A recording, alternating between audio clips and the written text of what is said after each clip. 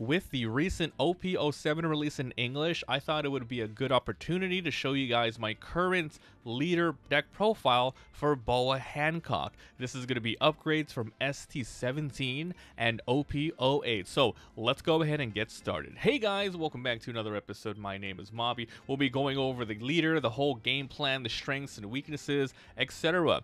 with the utilities, the attackers, the blockers, the 2Ks, and of course the events. But before we get started, make sure to like and subscribe. This is a fairly new channel and I would like you guys to support. So let me know down below which leaders you would like to see next, and of course if you have any suggestions for this particular deck, what you would include or you would exclude. So let's go ahead and get started by talking about the overall game plan first of what this deck is going to do. So this is all about staying really consistent in the game. You're always going to have minions on the board, and you are going to be not only returning your opponent's cards to the bottom of their deck or back to their hand, but you also are making use of the leader to send your own minions back to your hand to get value, whether or not you want to keep them in your hand to do more 2Ks, more 1Ks, but then you can do more on-play abilities, sometimes doing multiple times per game. So with that being said, let's get started with the leader. So let's jump on in.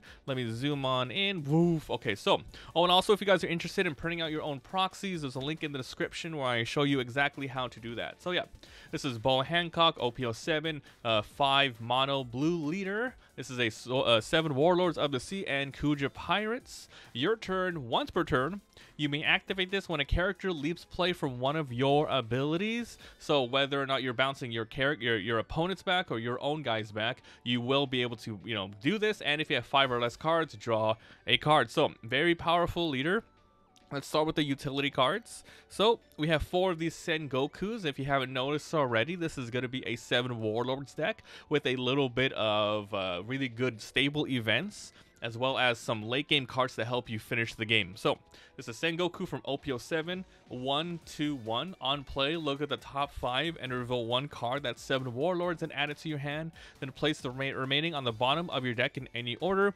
It's one of the staple sort of searchers you're going to see in a lot of deck archetypes. However, in this particular deck, as I mentioned at the beginning of the video, you don't want to just throw this out there and, to die or anything. You're going to use the on-play ability, and then there are going to be some cards you can already see here. There's one right here that you can return 1 character back to your hand to give you another sort of benefit. So this is one of those cards where you're probably going to get multiple use out of it, so it's really good. So we're running 4 of these guys. Next up, we're going to be running 2 Tech Charlotte Puddings. These are from OP06, 4/1 on play. Your opponent returns all of their hands to their deck and shuffles their deck. Then your opponent draws 5. So the use case of this is using it just when they have a gigantic hand or when you want to push for a game. Because over the course of the game, they're going to be trashing and trying to put cards in their hand that they really like, especially 2Ks, etc. Or you can mess with one of their 8-turn plays, the super late games. It's really useful. And yeah, it's a little expensive, but it can be an overall attacker. It could be another card that you return to your hand if you need to use an ability. But overall, this is a really good mess up their tempo, and it's all about the luck of the draw after that and forcing them to redraw. Even if they have 5 cards in general and it's late game, you can go ahead and do this anyway because it might mess them up. So use this late game and when they just have 6+ cards in their hand. So these are really good to put in the deck. So those are our utilities, primarily not used as attackers, but primarily in the deck for their abilities.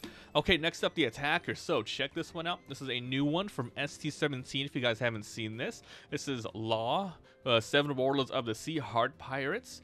4/1, so it's really good in the 7 Warlords deck. You can use it in the Dofi deck or a lot of other 7 Warlords that are 4 or less. You're gonna be seeing a theme of a lot of characters that's 7 Warlords 4 or less. So 4/5, 1 counter on play. You may return 1 of your characters to its owner's hand. Once again, you can use the utilities or a lot of the 2Ks for this cost. Or if your board's just completely filled up, you have other attackers. Maybe you want to attack with 1 guy, then use this to bring him back. You can do that. If your leader has 7 Warlords, which it is, return up to 1 or 4 lower character to its owner's hand. Now, this is obviously meant for your opponent. However, you can use it on your own board if you really want to bounce 2 things back. Once again, the 2Ks or just more on-play stuff. If you used it to attack and you don't want it to die and you just need it for in your hand for more 2Ks, etc. This is a highly versatile card, and I recommend you run 4 of these, especially because it's a 4 cost, which is good for the deck, and it's a counter, so this is really good. I love using these cards, so we're using 4 of these laws. The next one is going to be a staple in the 7 Warlords package as well. This is the Gecko Moria from ST03, 4/5/1. On play, add 1 Warlords of the Sea or Thriller Bark character from 4 or less, these things, from your trash to your hand. So this is good for getting back attackers, utility cards, or even 2Ks. So it's really, really good. Running 4 of these. Next up, it's the other part of the 7 Warlords package. This is Jinbei from OP07, 4/5/1. On play, play up to 1 4 costs or lower 7 Warlords other than Jinbei from your hand. So there's a ton. There is a ton of combos you can do with this thing. It's so amazing. Absolutely run 4 if you're doing 7 Warlords. So there you go. Nothing to say about that except it summons stuff, helps you bounce stuff back, etc. Okay, so this is more of your late game, mid-game working towards your late game. This is not a 4 cost, but however, this is really good in general because it can be searched. So 6/8/0 on play, up to 1 of your opponent's characters other than Luffy cannot attack until the end of their turn, meaning yes, anything, whether it's active, whether it's rested, a 2 cost, a 10 cost, it doesn't matter. You stop them, which is very, very powerful body as well. And then place up to 1 cost or less character to the bottom of its owner's deck. This is like a whatever thing. You don't have to do it. Obviously, it doesn't help if you use on yourself, but if your opponent has like a one cost blocker, Tony Chopper, or something like that, you can go ahead and do that. Or even if they have a Suru on the board that they're trying to kill, you can put it to the bottom of the deck so they don't put it to the trash. Very, very, very strong card. We're running 3 of these. And the reason being we're not running 4 is because I really want this deck to be more very defensive heavy without having to have a lot of defensive cards in general, meaning that, oh, my dog's barking. Meaning that I don't want too many 2Ks in here, so, having dead hands or whatever. So yeah, running 3 of these. You guys like my dog barking? All right, next up is going to be Jozu. This is a new inclusion for OP08. I'm using this as a tech card. This is a Whitebeard pirate, so it doesn't have synergy with searching, but it has the sort of same theme that you're trying to do with this deck, which is bouncing back a lot of characters. So this is a 6 cost, 7, 1 counter. On play, you may return 1 of your characters other than this to your hand. Return up to 1 6 or lower character to the original owner's hand. So once again, good for bouncing back your own people to get these sort of requirements. Then you can go ahead and clear your opponent's board, even though it is going down to their hand. It is still tempo play. You are getting stuff on the board. So we're running 3 of these alongside the 3 mid games for the Boa Hancock. All right, time for the late game card, which is going to be Kaido's. We're running 3 of these. So these are from OP04, 10 cost, 12,000 power. So it's a decent boss monster. I kind of would say that Blue maybe has the weakest boss monsters as of this recording. However, you can always get a Sanji in this deck if you want to bounce stuff back. But I'm running Kaido's in here because it's like one gigantic big play at the end. On play, return up to 1 character with a cost of 8 or less, and up to 1 character with a cost of 3 or less to the owner's hand. I think this is a very versatile card to use in this particular deck. Of course, everything that goes back to the hand and leaves the field from your abilities will activate this. So that's really good. Imagine on a 10k on a 10 Dawn turn, you throw out this, you remove an 8 back to their hand, so they have to spend all that Dawn to play it again. Though it might be like a Gecko Moria or something where they get the on play, which kind of sucks. But you could also return a 3. So for example, if they have a really low cost blocker, you can get rid of that. Or if you want to get a little more crazy, it's up to a 3 with a 3 or less, right? So you can bring back your Sengokus and your Kaias again. So you can do a double play, remove 1 of theirs and bring back 1 of yours to activate the ability. Remember, it is only once per turn, but still 1 card per turn is really freaking good. So yeah, these are our late games. All right, now that we talked about the utilities and we talked about the attackers. Let's talk about the blockers of the deck. We have 6 of them here. Both of them are 4-cost 7 warlords. This is the first one here, Boa Hancock for OP01. 4/5/1 innate blocker. Then when you have 1 Dawn attached, when attacking or on block, draw 1 card if there are 5 or less in your hand. So this deck, as mentioned, this deck's all about, you know, making sure you have a very consistent board and drawing with your leader ability and or this card. This is really good. So if you have a turn 5, you can just put a block on it. Maybe your opponent might not want to attack because you're getting good value, etc. It's just really good in general.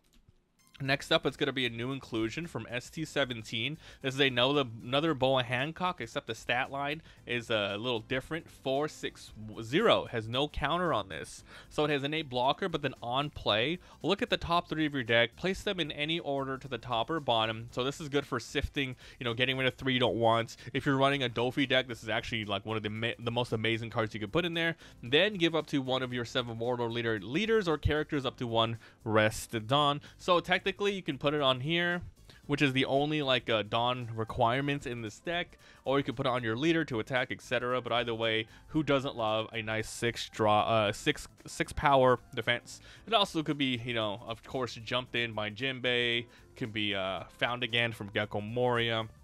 It's really nice. So these are our 6 blockers. Now for the 2Ks, let's start off with Kaya. This is a really good one for a lot of yellow decks in general. So 1/02 on play, draw 2, trash 2. You don't really ever want to just play this. However, in this deck, because you're bouncing back so much, it's not even that bad of a deal. So if you have a really bad hand, or if you don't have anything to play, I recommend just playing this on your first turn or your second turn to help fill your hand up with things that you are going to need. Because overall, you are going to bounce this back. And if your opponent does want to waste resources getting rid of it, then good, Kaya did its job. But yeah, bouncing it back to your hand after you use his ability is a very good thing. Okay, next up, it's going to be Law from OP07. This is another 4/4/2. Activate main. You may return this character to its owner's hand. If you do, and your opponent has 6 or more in this hand, they place 1 from hand to the bottom of the deck. So his ability actually works with Boa, which is nice. And if you just happen to throw this out via Jinbei or anything like that, then you can use it the same turn that you do put it out. So if you really don't have anything left in your hand, at least Jinbei can throw this out to return it to your hand to use your leader ability. And if they happen to have 6 more, then you're going to get double the effects off, which is great. So we're running 4 of these. Next up, it's going to be Crocodile. So this is from OP07, more Warlords synergy here. 4/5/2 on play, you rest 1 Dawn to return 1, 2 or lower character back to the owner's hand. So this can go either way, whether or not you want to use it on your guys or the opponents. I mean, if you want to bounce back one of yours, it's going to be 5 total to use, and it's in here mostly for a 2K, but it is there just in case you do need to bounce things back to get your leader ability off and bring the Kaya back to your hand, etc. So we're running 3 of these. Okay, now we're going to move on to the last card type of the deck I want to talk about today, which is the events. Spoilers, lol. Okay, so we're running a Perfume Femur. I'm only running 1 of these. This is OP07. This is a 7 Warlord, so it can be searched out by this.